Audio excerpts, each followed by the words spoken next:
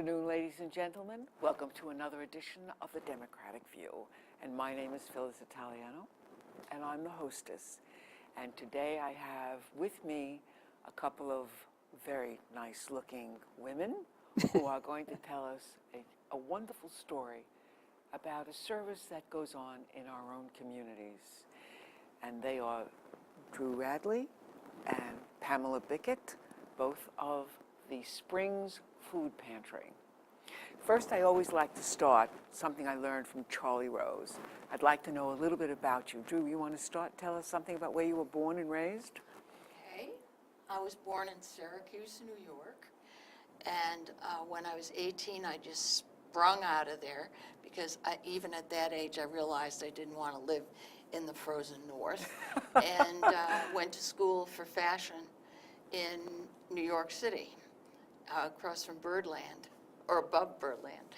It's called Tribegan School of Design.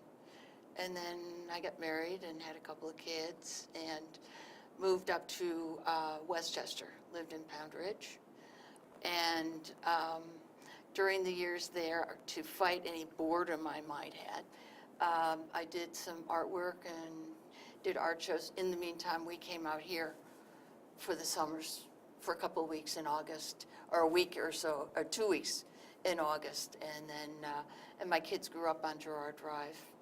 Their best friends are out there. We had a house out there. And so we did some artwork out there. And then when my kids were in middle school, I started working in television, actually. I did some video production in Bedford schools and learned a lot. It's ancient history compared to what I'm seeing here today. In Bedford School? Mm-hmm. I lived in Katona. Oh, you did? Taught at Rippowampsisqua. Really? You're probably the only person I've ever talked to who knows what that is. I know, Rippowampsisqua, yes. Yeah, and then I moved to California after I got a divorce and did something else out there. And then I decided to come back here because it was way too crowded, and ended up back on Girard Drive, and I knew I couldn't live there. And so I bought my own house over in Springs, where it's a little more cozy than Girard Drive, but I'd still go out to Girard Drive as often as I can. And when I came back, it's when I got involved with the church, and they were always talking about the food pantry. And that was when it was relatively new. It was 2002, something like that, and that's when I got involved with it. And Pam, what about you? Where were you born and raised? I know you. I should know this stuff. We know a little bit about each other by now. I was born in San Francisco. My father was English. He emigrated to the States after the war and married my mother, and they got in a station wagon and went all the way to San Francisco from New York. And but I mainly grew up around Philadelphia. My father was transferred through his business, and but I ended up back at Berkeley doing graduate work there in architecture. Also met my current only husband, I should say my only husband, out in, when I was in college, and went out to California to be with him. Yeah, that I do know. Yeah, and we're still together this day, and that was 40 odd years ago. And we moved, actually, I suffered a little bit of burnout in architecture, just couldn't take the hours, and we sort of did an early retirement, and in 1985, the two of us moved to Paris and lived in Paris for 5 years, which was a wonderful experience. It really broadened my my understanding of how people can live and do live. Then we came back to New York and came out to East Hampton for a weekend in the fall of 1989, 1990, and as soon as we made the left turn at the Village Pond, I was like, this is where I'm living. There was no doubt in my mind, you know. I know that story. And I was a little bit willful about it, but we did manage to end up here and lived in the Village for a time. I began to practice architecture out here and ended up buying a big piece of land up in Springs about 16, 17 years ago, and then built a house up there. And I never thought I would live north of the dump. And I love living in Springs. I just love it. I love the people. I love the Yes. Community feeling there. I know. And when I started to, about 5 years ago, I started to pull back from my work, and I wanted to be semi-retired, which I can do in my profession, and I wanted to find something in the community that would involve me more in the Springs community, and the church is half a mile down the street from me. And, you know, I was very self-interested. I didn't want to have a desk volunteer job. I didn't want to have to sit in front of a computer. I didn't want to have to drive. And there was the community food pantry right down the road. So I ended up there I guess it was about 4 years ago, just bagging groceries. And it's been a great experience. Before we go into your experiences at the food pantry, I do want to mention that Zach Cohen, who is the head of our Nature Preserve Committee, is the man you're talking about. Yes. And I have interviewed him, so I know your story, because I have the same thing, Yeah. where I was coming out to visit my friend Nora Ferrari, and drove, and I hit that pond, made that turn in 27. Actually, I think it was before that. I think it was under those gorgeous trees by the Jewish Center, that I said, oh my God. And I was driving out, and I was used to going to Fire Island, and I said, oh, it's so far, it's taking me so long, oh, it's twice I could be in Fire Island already. I turned that corner, and I said, this is it. This is the place. The Schigel style architecture. You fall in love. The I literally, cemeteries. yes. And I too live in the Springs, and I know what you're talking about. What a lovely community it is. And we had a wonderful event last night in Ashewan Hall, which is just a lovely facility for any kind of an event. And so let's talk a little bit about the food pantry. Tell us exactly, where do you get the food that you bag? Where does it come from? Well, we get it from a number of sources. We are involved with the Harry Chapin Food Bank, which is Long Island Cares, and Island Harvest, and Pam can explain more about that. Then we also get bags of food left at the door, and from Girl Scouts and Boy Scouts, and food drives at the banks, and we buy food, because when we first started at the food pantry, there were 2 families, and then it grew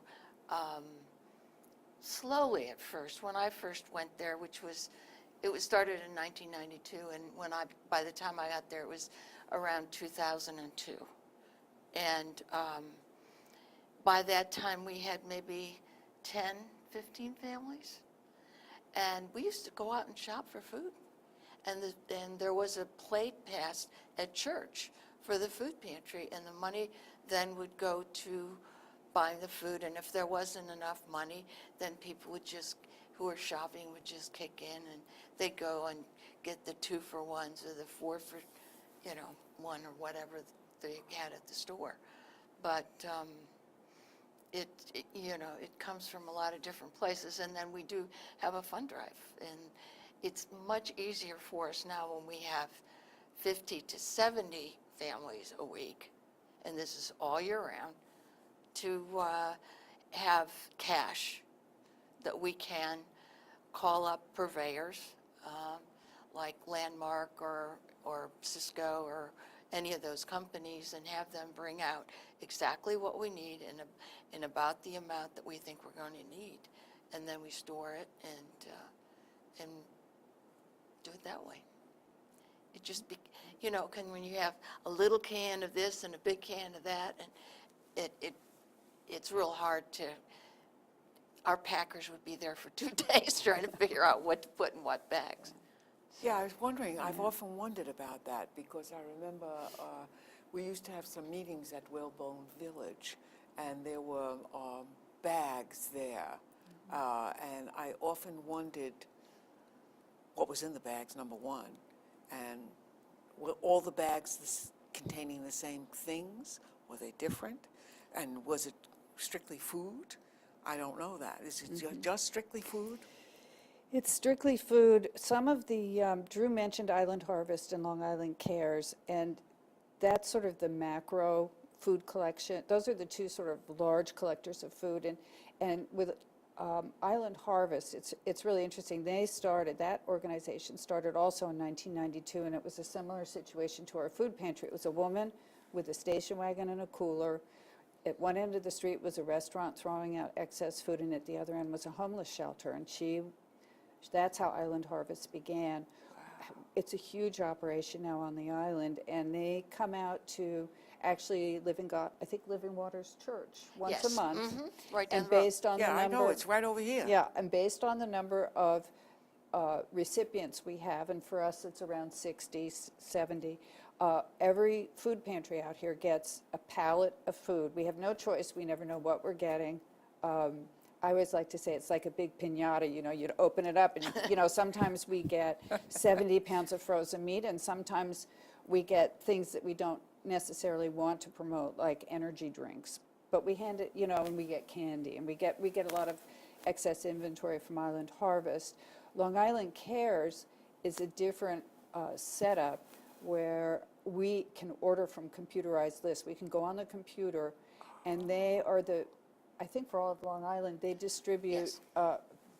and administer federal programs. There's a program called TFAP, which is the Emergency Food Assistance Program, which is, I think it is operated by the USDA, and it's administered through these different food banks. And so we can buy at reduced cost whatever items they may have available, and that for us happens twice a month. And they also operate, Long Island Cares operates something called HIPNAP, which is the Hunger Prevention and Nutritional Assistance Program, which has a slightly different group of products we can order from. And the most volatile list is what's called the donated list, and that can be anything from island-wide food drive donations, and that's where we get the odd lot things that you're talking about, where a grocery bag, some people may get baked beans, some people may get baked beans with pork in them.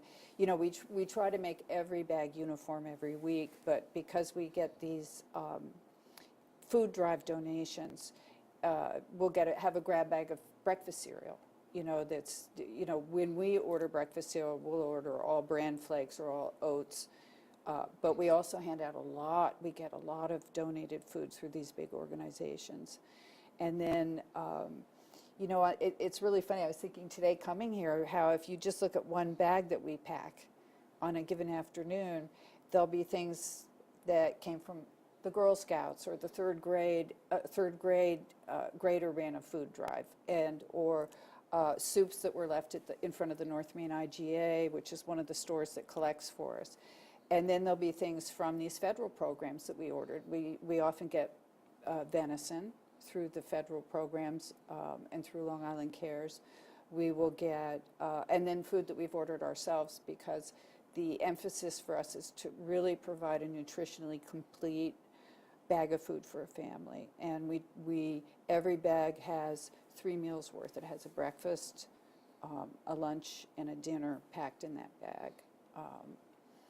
And what's really changed recently in the last couple of years is the food pantry farm have really succeeded in their mission to grow fresh produce for us. Yes, I know. I was So, works on it's that. just, and the other local farmers, I don't know who brought the kale yesterday, on Wednesday, but we had kale and fresh greens. Oh, that was the food pantry farm, I think. Yeah. That we pick up once a week from them. They harvest food for us, and we go down to their cooler on Long Lane, and we're able to give out bags of fresh greens and fresh kale to our families. And we also purchase that, too. Sid Weiner is a big purveyor that we do purchase bananas from, things that we wouldn't be able to get from the farmers. Right. But during the summer, it's just the bags look so beautiful because they have all the green stuff out of the top, and they're full and they're heavy, and it's just a joyful thing to do, except picking through some of the muddy things are not so beautiful, Yeah. but it's great. It really is. So how often do people come to pick up food? Once a week. Every Wednesday? Every week, Wednesday, from 4 to 6. And they get one bag of food? Well, they get a brown paper bag of food. It's usually filled to the top, and a lot of times they'll get a little plastic bag with some extras, especially families who have more than a number of children or a number of people in the household. And you know these people well enough to be able to... We have a computer set up Every family when is they show up. checked in. Oh. It's not just come, you have to register and give information. You give, either have a passport or a driver's license. And for each child in the house, you have to give a birth certificate. And we need to know who's in the house, and we need to know that the house is in Springs. And this is dictated by the state. We need it to get the Yes. funding for the, we do get credit allowances and grants from the state and the county. So we have to keep a good inventory of we have to keep a very concise and meticulous inventory of all the people who come and use the food pantry in order to qualify. Right. Even for qualifying for Island Harvest's donations, we have to say, we have 50 families, a total of 173 people, 100 adults, 73 children. So Every month, we put in a report to these, and Dru does the reports. Yeah, you're going to start doing the. You do it's the not hard. reports? Well, it's just a matter of adding. Well, what happens is every week when people come, they have a card, and they have applied for it, and everything's going with it, and they go to the desk and they give the card, and this is all on the computer, and they'll say 2 adults and 4 children, or 1 adult or 2 adults, or whatever. Then they're given their bag of food, and that's entered into this list that we give at the end of the month. No names. The names are never shared with anybody, except we just hold them because that's the way we have to register them. And and then we give a count of how many people we've had for the month. And it varies. In the summertime, we can have maybe 20 families coming in because people are working. And in the wintertime, when the landscapers aren't working and there's not much to do, and there are people that really need the food in the wintertime, And the restaurants are more. closed There's also? right. Yeah. A lot Right. of restaurant We get workers 60 who are laid off? Up to 70 families. And of course, around Christmas time, Thanksgiving time, and things like that, we have a higher volume as well. So what does happen is that when the families come in, a woman named Gloria usually checks them in, and she'll call out to us 3 and 2, meaning 3 adults, 2 children. So Betty, who usually hands out the bags, will note a supplement from a side table, additional food products, so that family has enough food. Because we basically base the literal grocery bag is based on a family of 4. So whenever we have the bigger families, they get extra. So how many people are involved in this operation? Well, I did bring a slide with a picture of the Christmas party that we had a few years ago at Pam's house. And it's amazing. It's amazing the number of people that were there. A lot of them, there were spouses there as well. So it's kind of a little cockeyed. But I think every week we have at least, I would think we're close to 20 people running around there. We have people that go and get bagels. We have people, and that we get from Goldberg's and from North Main Street bagel place. And then we have people who go to the farm. And then we have all these people running around separating vegetables and putting them in plastic bags. And it is I've never been involved with a group that has been as congenial and happy to see each other and knowing each other. And it's just, there's no egos. It's just Just a gets terrific done. place. Well, you'll have to give us your secret because We don't know. many groups of people We're work just like lucky. that. It really works, and Yeah. I think as Dru says, there's no ego involved. It's just it's really focused on getting the job done, and People gravitate to we all their, have different opinions, different you know. things. Yeah. But we sort of nobody's terribly aggressive about saying, well, I think my way's the better way. So, and everything gets done. You know, at the end of the day, there's a lot of cardboard boxes to knock down and take to the dump. There's floors to mop. The place is pretty dirty by the end of having packed out a lot of produce. And there's no literally assigned duties. Everybody just pitches in, and it works. It just really works. And the logistics of, during the winter we lose people. People go to Florida, people go on vacation, but everybody fills in. And you know, everybody pitched in this winter. We were a little short-staffed, and everybody just pitched in remarkably with good humor, and everything got done. I was amazed. So. Well, it is an amazing organization, and what you do is just incredible. I will tell you that Dru had sent me the pictures that we're going to see through the show. Lena will put them in. And when I got those pictures and saw them online, I got to tell you, I filled up with tears, because it never ceases to amaze me, the people who are so willing to do good works, as opposed to the other guys who only are interested in their own self-interest and money, right? You know, sitting on a pile of money. And here you guys work at quite a job. How long does it take you to do this job?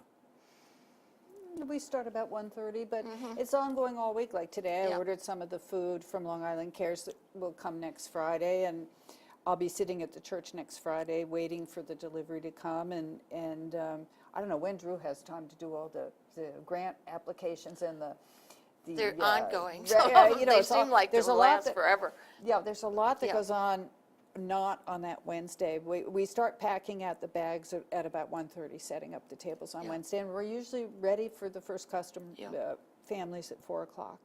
They come at 4 o'clock? Yes, well, we have a few sweeties that come a little early because they like our company, I think. Yes. So it's, And and the group that comes, I mean, I think there's some preconceived ideas about who the people that come to the food pantry. They're from a lot of different places, and they're not And just- mixed just- ethnically. absolutely. much Yes, I so. think Oh, that's, I'm glad you absolutely. mentioned that. Yes. It's, I think people I try to would think say it's that only in the one last group. few years, we've gotten many more local families, which, yeah, and people have come up to me at various at certain points, and because I work in another job too, and they'd say something about maybe needing something, and I said, well, that's what we're there for. If you need some food, come over on Wednesday. And even the town has even called me at home and said, hey, we got somebody in here, and they're from Springs, and they really are having a hard time. Can you go over and get some food for them? And I said, sure. I've done that a number of times. Wow. That we're fortunate that we have it, and that's what it's for. And I have to say, the volunteers, a lot of them are older, and this is a social thing for them, too. Yeah, it's a social It day really for some of is. the retired. And yet, we have some kids that come and work with us, especially when we're really busy at Christmas and Thanksgiving and things like that. So we have Yeah, we have the a lot- younger generation comes, too. Yeah. Very doing- nice. It's good to have young Yeah. people be aware of the fact that they have a stake in their community. Yes. And they also have community service points they have to get. Yeah. Oh, yes, that's But true. they're good kids. They're They always- really are. They they help really a help lot. out. Yeah. Yeah. And every single bit, there's so many, I mean, we were trying to make a list and we would forget, I'm sure we would forget so many of the businesses, so many of the small shop owners who help us out, either cash donations or they have their own food drives and bring us food drives from their employees, their staff. It's just never ending, the number of people who give us food. And then we're lucky too, we have one fundraising letter a year that goes out requesting cash, money, which we really do need to balance out nutritionally what we can offer people. And Suffolk County National Bank, Bridgehampton National Bank, Hudson Savings, many, many other businesses, right? Right, mean it's not really Chase, nice eh? checks, really nice checks. Pardon me? I said, not Chase, eh? No, we haven't heard from them. The more No. local ones. No, the local ones, but they care about us, you know? Well, Local that's, banks of care course, about they've it. got a stake in the Yes. community too. Yes, they do. And we know, of course, that there's another food pantry in East Hampton. Mm-hmm. Is there one in Montauk? Yes, One in Montauk too. and there's one right here in Wainscott, next door at the Wow. Living Waters. I think that's only a once a month type of thing. The wainscot, I believe. Yes. We had, in the past, taken people from all over town, and it just got to be, we had no place to store anything. We had no resources. So about 4 or 5 years ago, we decided that we were going to just go for Springs. And I think East Hampton's trying to separate out so that they're not getting people from Springs too, which is right.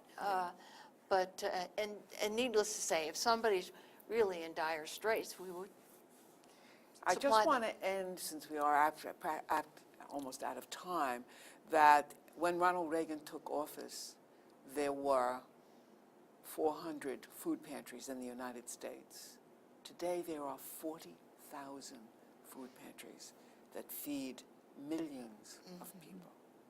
So you're not alone, even though you are much appreciated. And I am sure that everybody who comes to your door gives you a very nice thank you, because I thank you.